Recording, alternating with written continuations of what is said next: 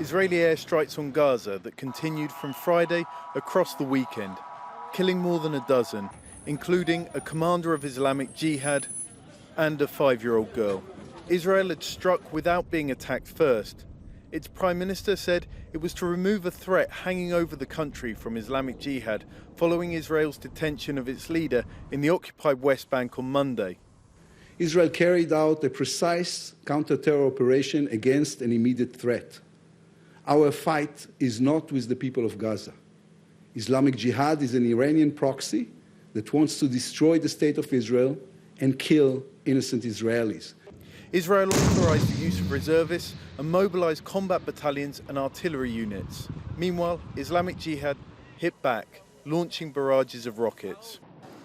We've just seen rockets streaming overhead coming from Gaza into Israel, and there's been scores and scores of them since the start of this, but they haven't really had much impact. A lot of them have been stopped by the Iron Dome, which is Israel's anti-rocket system. A lot of them have landed within Gaza or have gone into unpopulated areas. So it's a real sign of the unevenness of this struggle, really, between the Israeli strikes and what Islamic Jihad is able to use to hit back.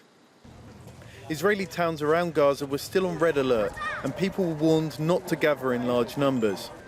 NOGA GULST lives in kibbutz MEFAL, in a house the bomb shelter required by Israeli law, a sign of how entrenched and cyclical this conflict has become. So this is the entrance to the safe room. NOGA wants peace, but also supported Israel striking first. I loved it. First time since ever that Israel is taking the initiative.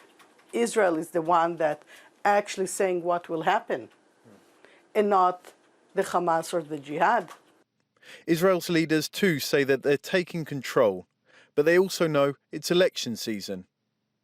Many analysts have said that this is all about the acting Prime Minister and Defence Minister showing their tough insecurity in a country where that wins votes. Others aren't so sure. This is the first time that I've seen preemptive strike in many years.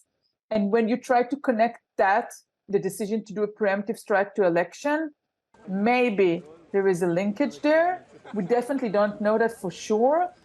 It's, basically we live through threats, security threats all the time. And then apparently we live through election cycles all the time. So the linkage is not that clear to me. Now everyone's waiting to see if this escalates.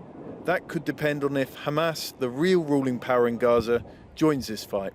John Holman, Al Jazeera, Ashkelon.